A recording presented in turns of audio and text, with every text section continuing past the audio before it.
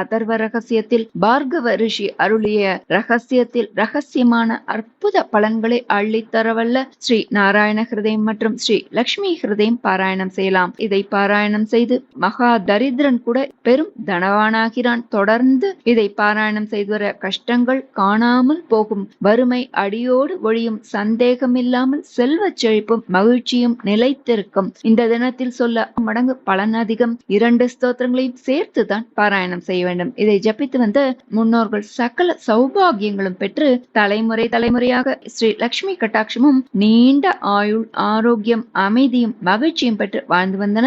தினமும் சொல்ல முடியாவிட்டாலும் வெள்ளிக்கிழமையிலும் முக்கிய நாட்களில் பண்டிகை தினங்களில் சொல்லி பலன் பன்மடங்கு பெற்றிடலாம். நாம ஸ்தோத்திரத்தை பார்க்கலாம். நாராயண ஹிருதய ஸ்தோத்திரம். அஸ்ய ஸ்ரீ நாராயண ஹிருதய ஸ்தோத்திர மந்த்ரஸ்ய பார்கவ ரிஷிஹி அனுஷ்டுப் சந்தஹ ஸ்ரீ லக்ஷ்மி நாராயணோ தேவதா ஓம் பீஜம் நமः சக்திஹி நாராயணாயேதி கீலகம் ஸ்ரீ லக்ஷ்மி நாராயண பிரீத்யர்த்தே ஜபே விநியோகः ध्यानम् बुद्ध्यादादित्य संकाशं पीतवासं चतुर्भुजं शङ्खचक्रगदापाणिं ध्यायेल्लक्ष्मीपतिं हरिं त्रैलोक्याधारचक्रं तदुपरि कमटं तत्र चानन्दभोगी तन्मध्ये भूमिपद्माङ्कुशशिखरदलं कर्णिकाभूतमेरुं तत्रस्थं शान्तमूर्तिं मणिमयमकुटं कुण्डलोद्भासिताङ्गं लक्ष्मीनारायणाख्यं सरसिजनयनं सन्ततं चिन्तयामि. ॐ नारायणः परं ज्योतिरात्मा नारायणः परः नारायणः परं ब्रह्म नारायण नमोऽस्तुते नारायणः परो देवो दाता नारायणः परः नारायणः परो दाता नारायण नमोऽस्तुते नारायणः परं धाम ध्यानं नारायणः परः नारायण परो धर्मो नारायण नमोऽस्तुते नारायणः परो वेद्यः विद्या नारायणः परः विश्वं नारायणः साक्षात् नारायण नमोऽस्तुते नारायणाद्विधिर्जातो जातो नारायणाद्भवः जातो नारायणादिन्द्रो नारायण नमोऽस्तुते रविर्नारायणस्तेजः चन्द्रो नारायणो महः वह्निर्नारायणः साक्षात् नारायण नमोऽस्तुते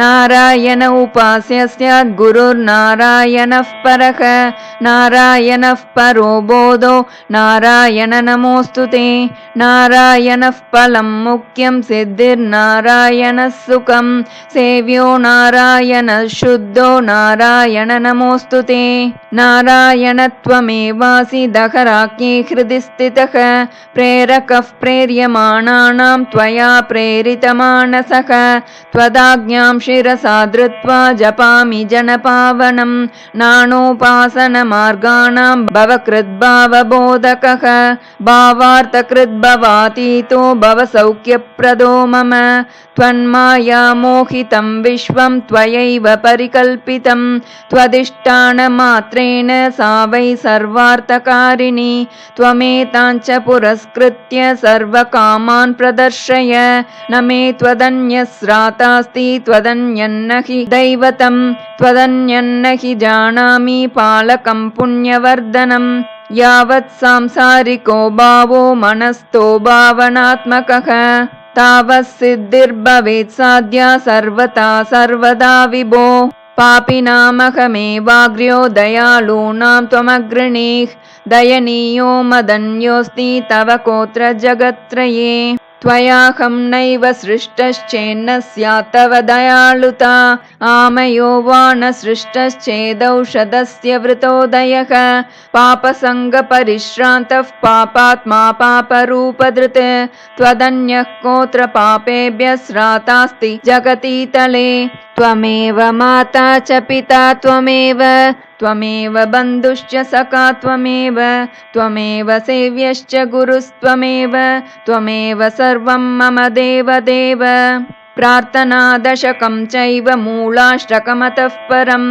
यः पठे शृणुयान्नित्यं तस्य लक्ष्मी स्थिरा भवेत्। नारायणस्य हृदयं सर्वाभीष्टफलप्रदं लक्ष्मीहृदयकं स्तोत्रं यदि चेतद्विना कृतं तत्सर्वं निष्फलं प्रोक्तं लक्ष्मीकृद्यति सर्वदा। एतत् संकलितं स्तोत्रं सर्वकामफलप्रदं लक्ष्मीहृदयकं चैव तथा नारायणात्मकं जपेद्यः संकलीकृत्य सर्वाभीष्टमवाप्नुयात्। नारायणस्य हृदयमादौ जप्त्वा ततः परं लक्ष्मीहृदयकं स्तोत्रं जपेन्नारायणं पुनः पुनर्नारायणं जप्त्वा पुनर्लक्ष्मीनुतिं जपेत्। पुनर्नारायणं जाप्यं संकलीकरणं भवेत्।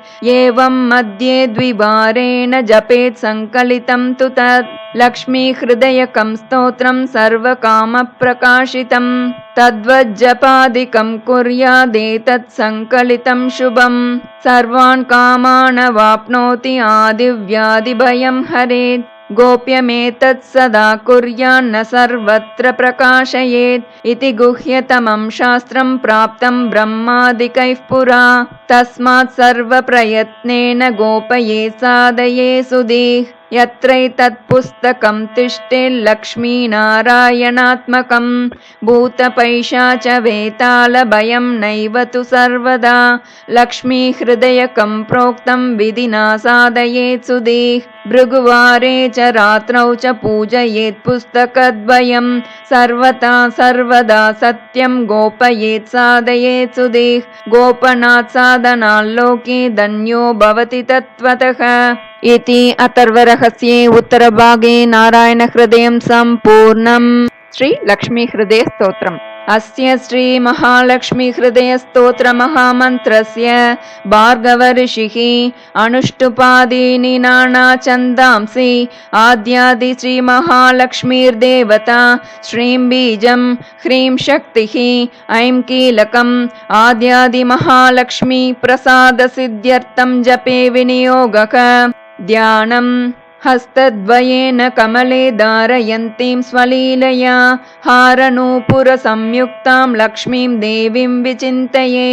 कौशेयपीतवसनामरविन्दनेत्रां पद्मद्वयाभयवरोद्यत पद्महस्ताम् उद्यच्चतार्कसदृशीं परमाङ्कसंस्थां ध्यायेद्विदीशनतपादयुगां जनित्रीं पीतवस्त्रां सुवर्णाङ्गीं पद्महस्तद्वयान्वितां लक्ष्मीं ध्यात्वेति मन्त्रेण स भवेत् पृथिवीपतिः।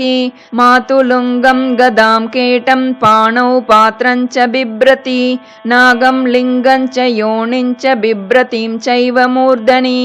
वन्दे लक्ष्मीं परमशिवमयीं शुद्धजाम्बूनदाभां तेजोरूपां कनकवसनां सर्वभूषोज्ज्वलाङ्गीं बीजापूरं कनककलशं हेमपद्मं ददानाम् आद्यां शक्तिं सकलजननीं विष्णुवामाङ्कसंस्थाम् श्रीमत्सौभाग्यजननीं स्तौमि लक्ष्मीं सनातनीं सर्वकामफलावाप्तिसाधनैकसुखावहं स्मरामि नित्यं देवेशि त्वया प्रेरितमानसः त्वदाज्ञां शिरसा धृत्वा भजामि परमेश्वरीं। समस्तसम्पत्सुखदां महाश्रियं समस्तसौभाग्यकरीं महाश्रियं समस्तकल्याणकरीं महाश्रियं भजाम्यहं ज्ञानकरीं महाश्रियं। विज्ञानसम्पत्सुखदां सनातनीं विचित्रवाग्भूतिकरीं मनोहराम् अनन्तसम्मोदसुखप्रदायिनीं नमाम्यहं भूतिकरीं हरिप्रियां।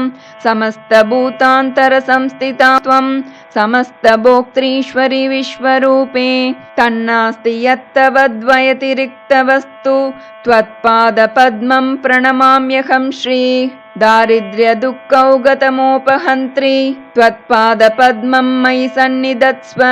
दीनार्तिविच्छेदनहेतुभूतैः कृपाकटाक्षैरभिषिञ्च मा श्री अम्ब प्रसीद करुणासुदयार्द्रदृष्ट्या मां त्वत्कृपाद्रविणगेहमिमं कुरुष्व आलोकय प्रणतहृद्गतशोकहन्त्री त्वत्पादपद्मयुगलं प्रणमाम्यहं श्रीः शान्त्यै नमोऽस्तु शरणागतरक्षणायै कान्त्यै नमोऽस्तु कमनीयगुणाश्रयायै क्षान्त्यै नमोऽस्तु दुरितक्षयकारणायै दात्रै नमोऽस्तु धनधान्यसमृद्धिदायै शत्यै नमोऽस्तु शशिशेखरसंस्तुतायै रत्यै नमोऽस्तु रजनीकरसोदरायै भक्त्यै नमोऽस्तु भवसागरतारकायै मत्यै नमोऽस्तु मधुसूदनवल्लभायै लक्ष्म्यै नमोऽस्तु शुभलक्षणलक्षितायै सिद्ध्यै नमोऽस्तु शिवसिद्धसुपूजितायै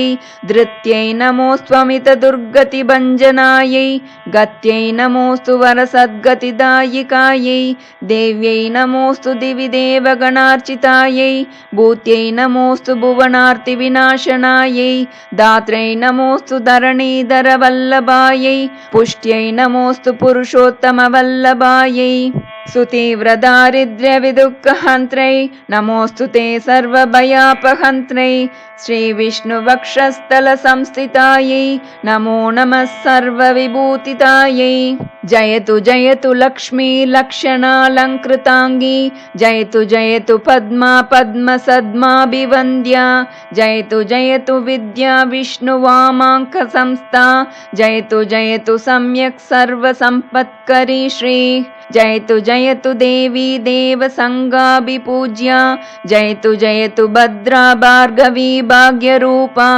जयतु जयतु नित्या निर्मलज्ञानवेद्या जयतु जयतु सत्या सर्वभूतान्तरस्था जयतु जयतु रम्या रत्नगर्भान्तरस्था जयतु जयतु शुद्धा शुद्धजाम्बूनदाभा जयतु जयतु कान्ता कान्तिमद्भासिताङ्गी जयतु जयतु शान्ता शीघ्रमागच्छ सौम्ये यस्याः कलायाः कमलोद्भवाद्या रुद्राश्च शक्रप्रमुखाश्च देवाः जीवन्ति सर्वेऽपि सशक्तयस्ते प्रभुत्वमाप्ताः परमायुषस्ते लिलेकनिटिले विधिर्मम लिपिं विसृज्यान्तरं त्वया विलिखितव्यमेतदिति तत्फलप्राप्तये तदन्तरफले स्फुटं कमलवासिनी श्रीरिमां समर्पय समुद्रिकां सकलभाग्यसंसूचिकां कलया ते यथा देवि जीवन्ति सचराचरा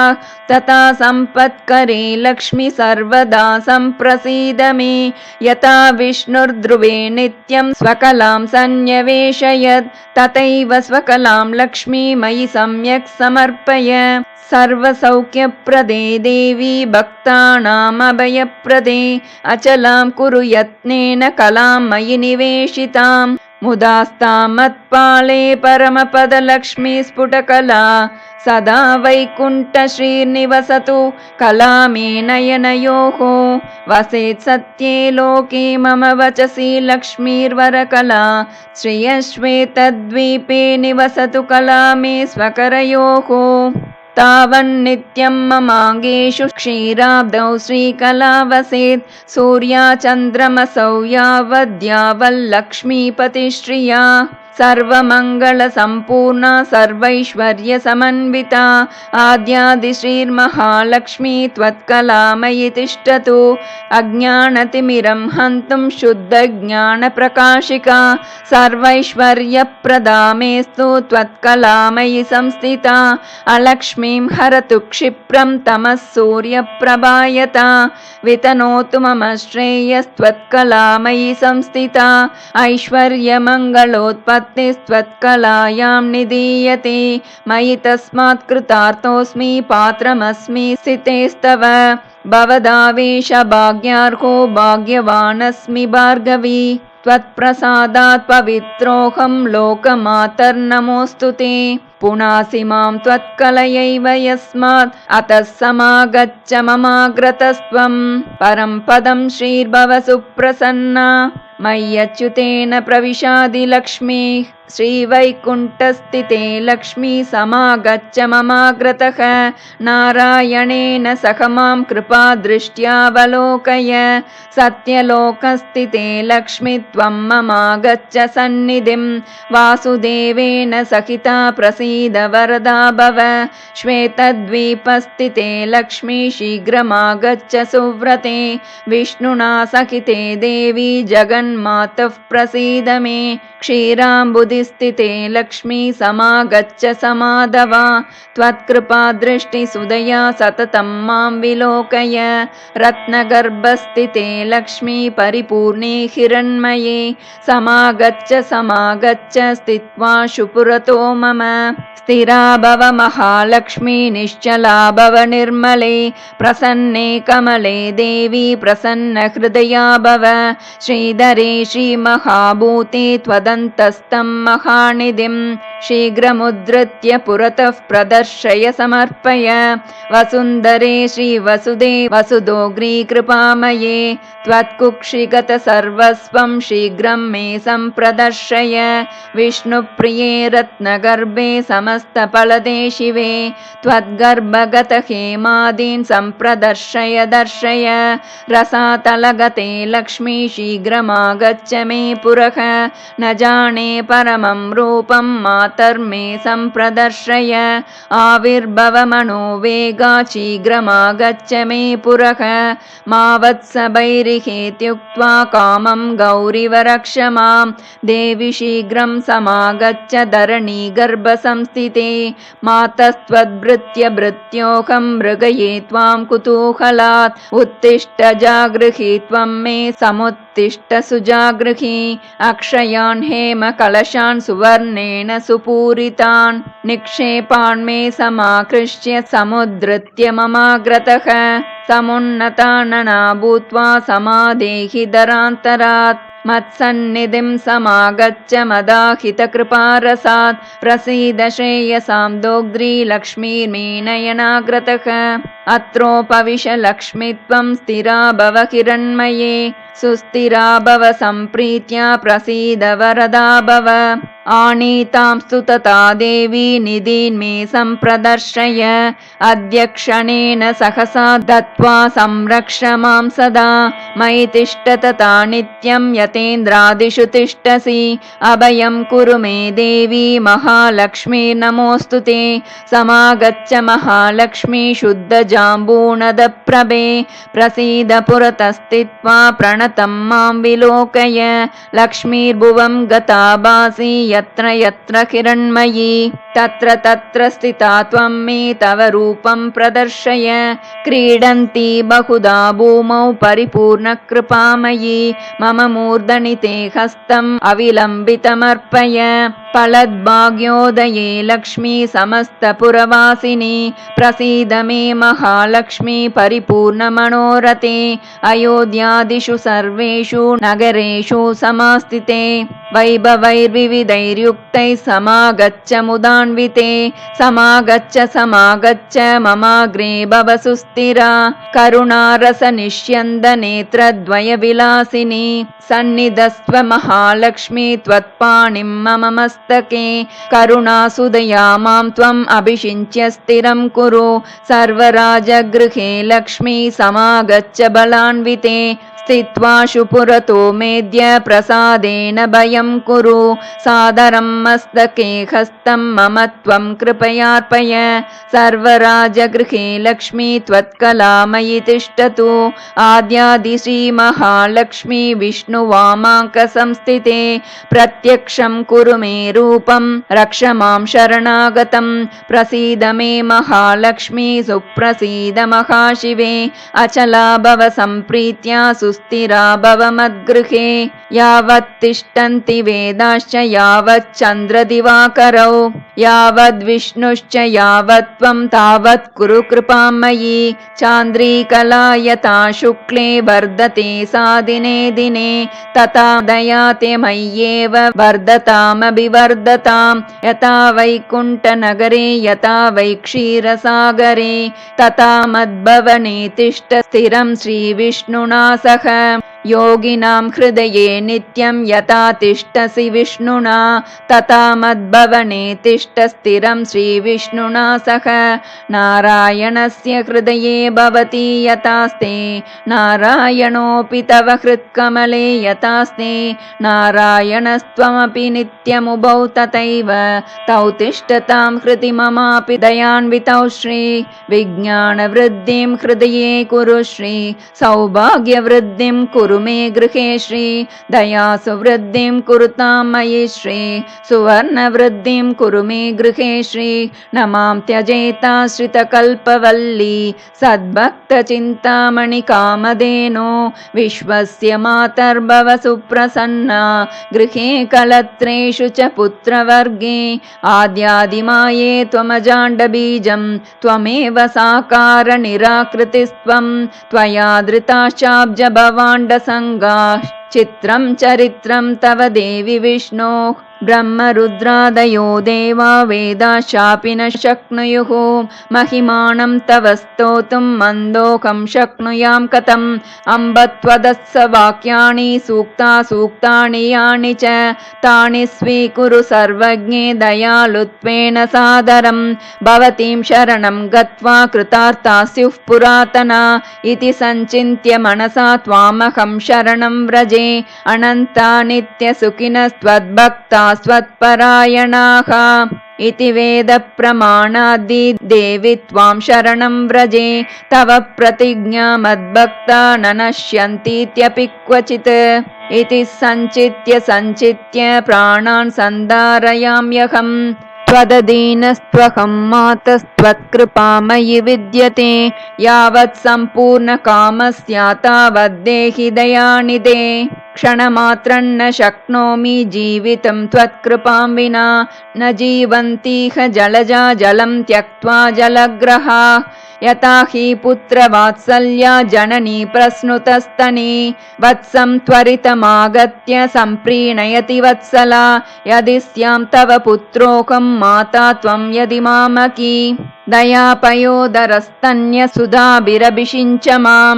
मृग्योणगुणलेशोऽपि मयि दौशैकमन्दिरे पांसूनां वृष्टिबिन्दूनां दोषाणां च न मे मतिः।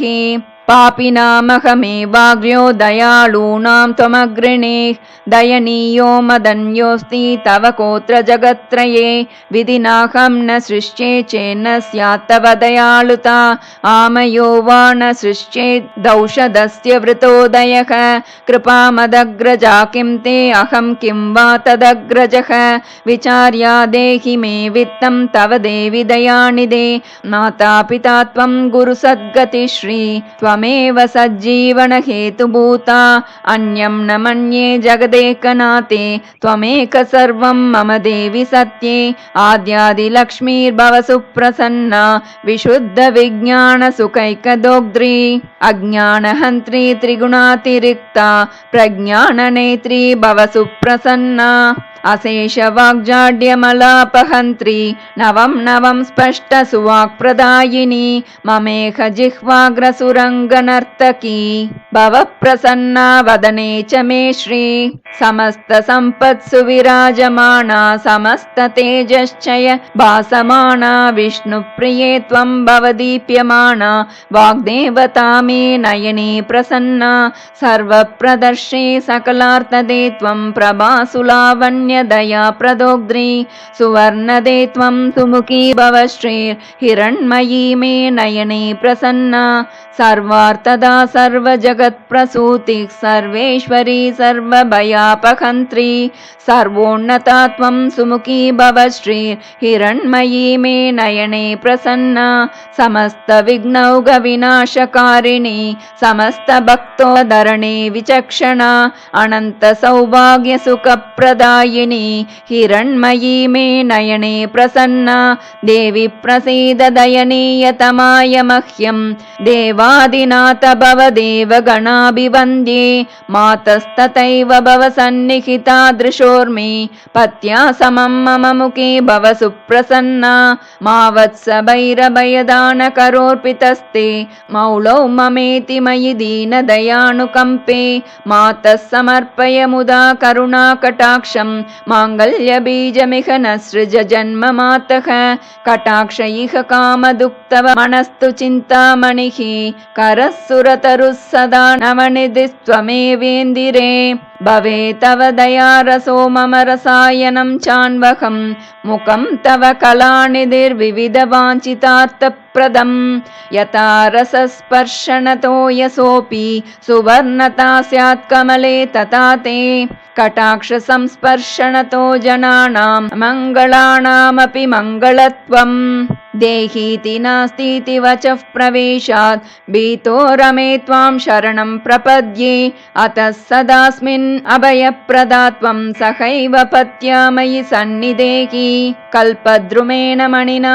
सहिता सुरम्या श्रीस्नेहकलामयि रसेन रसायनेन आस्तां यतो मम शिरः करदृष्टिपाद स्पृष्टा सुवर्णवपुष स्थिरजङ्मा स्युः आद्यादिविष्णो स्थिरधर्मपत्नी त्वमेव पत्या मयि सन्निधेहि आद्यादिलक्ष्मी त्वदनुग्रहेण पदे पदे मे निधिदर्शनं स्यात् आद्यादिलक्ष्मी हृदयं पठेद्य सराज्यलक्ष्मीमचलां तनोति महादरिद्रोऽपि भवेदनाढ्यस्तदन्वये श्रीस्थिरतां प्रयाति यस्य स्मरणमात्रेण तुष्टा स्याद्विष्णुवल्लभा तस्याभीष्टं तदत्याश्रुतं पालयति पुत्रवत् इदं रहस्यं हृदयं सर्वकामफलप्रदं जपः 5,000 तु पुरश्चरणमुच्यते त्रिकालमेककालं वा नरो भक्तिसमन्वितः यः पठे शृणुयाद्वापि स याति परमां श्रियं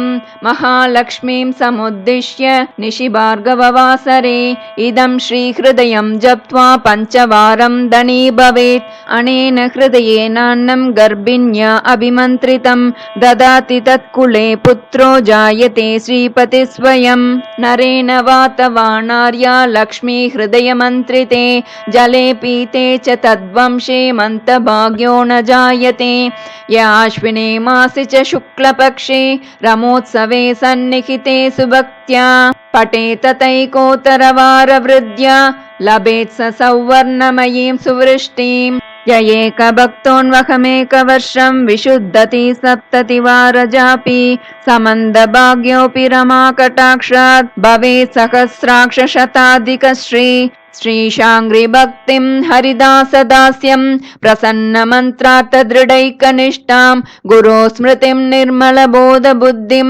प्रदेहि मातः परमं पदं श्री पृथ्वीपतित्वं पुरुषोत्तमत्वं विभूतिवासं विविधार्थसिद्धिं सम्पूर्णकीर्तिं बहुवर्षभोगं प्रदेहि मे लक्ष्मी पुनः पुनस्त्वं वादार्थसिद्धिं बहुलोकवश्यं वयस्थिरत्वं ललनासुभोगं पौत्रादिलब्धिं सकलार्थसिद्धिं प्रदेहि मे भार्गवि जन्म जन्मनि सुवर्णवृद्धिं कुरु मे गृहे श्री सुधान्यवृद्धिं कुरु मे गृहे श्री कल्याणवृद्धिं कुरु मे गृहे श्री विभूतिवृद्धिं कुरु मे गृहे श्री ध्याये लक्ष्मीं प्रहसितमुखीं कोटिबालार्कभासां विद्युत्वर्णाम्बरवरधरां भूषणाढ्यां सुशोभां बीजापूरं सरसिजयुगं बिभ्रतीं स्वर्णपात्रं भर्त्रायुक्तां मुहुरभयदां मह्यमप्यच्युतश्रीः गुह्यातिगुह्य गोप्त्रीत्वं गृहाणास्मत्कृतं जपं सिद्धिर्भवतु मे देवि त्वत्प्रसादान्मयि स्थिता इति श्री अथर्वणरहस्ये श्रीलक्ष्मीहृदयस्तोत्रं सम्पूर्णम्। श्रीगुरुभ्यो नमः। हरिः ओम्।